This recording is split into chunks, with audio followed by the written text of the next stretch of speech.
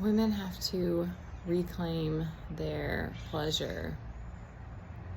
We have to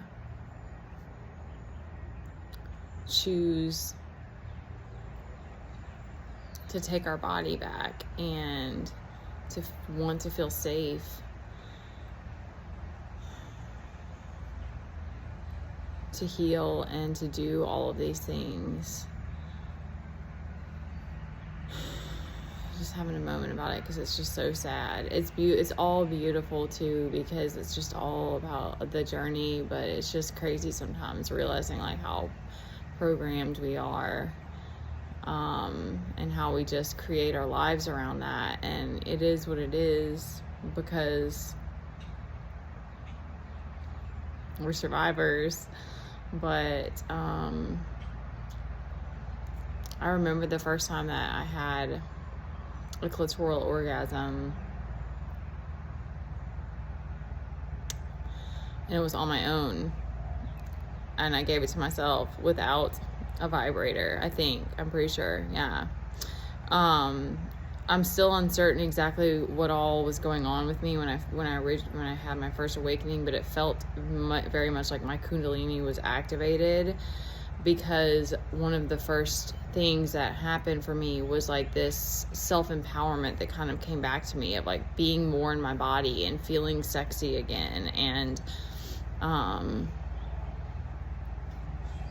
feeling confident again. And I started working out at this gym around the same time, because it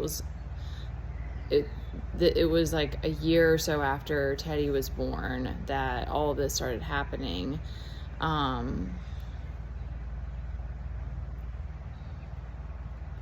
There were some other things too that I think led up to it, but I remember like my libido just was all of a sudden crazy, and thankfully like dodged some bullets the situations at the gym. I feel like this is a separate thing, but I feel like a gym is like the perfect place to have polarity classes, because the sexual tension in gym setting, like I'm not all gyms, but particularly ones where it's men who are like serious about it, because they usually, I don't know why that goes hand in hand, because you have to have a lot of energy, so you probably have to have a lot of like Kundalini life force, which is like life force and sexual energy aren't the same. I don't know, but there was a lot of sexual tension in that gym, because there were a lot of beautiful women who like to lift. So whatever. But I distinctly remember that, because it was like a period of time, and then I don't know what happened. It wasn't as intense. And then I got so into like my masculine again when I first became a single parent. And I think that just having so much going on, and just wasn't able to rest as much and stuff. But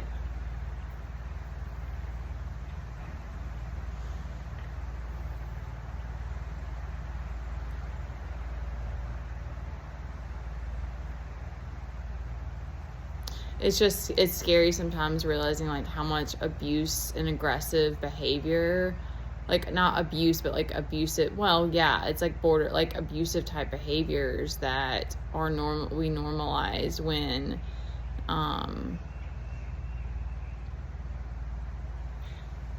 we don't feel safe in our bodies.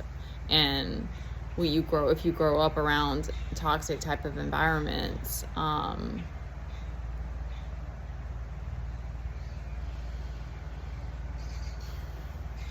and how a woman can be celibate or abstain from sex for years and do all this healing work, and it still is like, it's just interesting. I needed to document this, because I think what I'm seeing now is that I think that it's because of the way of the world that we're living in, and it's not very often that you come across a man who's in his heart space that's evolved to that point, or ascended or done the work. And so it seems like it becomes this thing where you just see that men are like this distraction often because they just want to play this game with you, and you're like, okay, no, bye, like I don't have time for that. And but then you being more standing your ground and being in your feminine and all these things helps a man to slowly drop into his heart and stuff like that. But it's just, it's sad because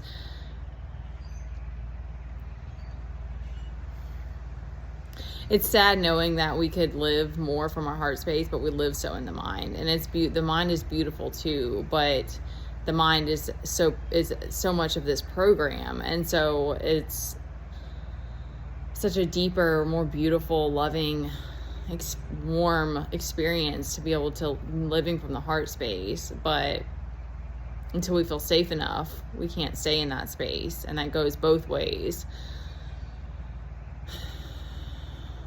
Because men who are more evolved, they're not playing games either, so they're just going to say their piece and then go on their way. Same thing. They're not going to stick around to try to get attention from you, because they're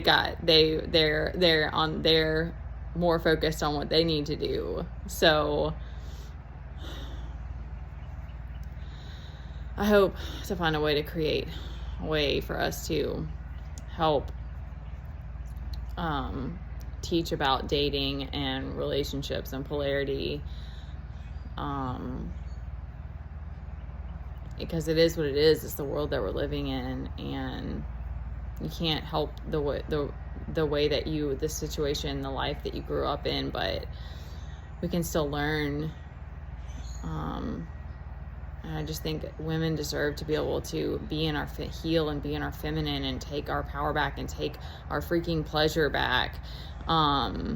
Every woman deserves to experience an orgasm, and multiple of them, and be able to, it's more than just orgasms though. It's realizing that day to day you have to create that for yourself, and it's so hard because the world is always trying to pull you out of that. Like today it was like I had this moment of like, I want to do this thing for me, and then it was like I had to rearrange, and I had to let my mind and stop my mind from telling me, no, do this, and it's like, that's just how it is, because we're so used to living in the mind, and we're so used to being told what to do, and like just following that, like gotta accomplish tasks. And tasks are important too. I mean, we need our routines, because it keeps us going. It keeps us, we gotta be steady and balanced. But yeah, women deserve to be in our feminine and heal and create the life that suits our needs, so that we're not exhausted and drained and unhappy and not able to experience pleasure and not feel safe in our bodies and all of the other things that go along with this. All right, I'm gonna stop there.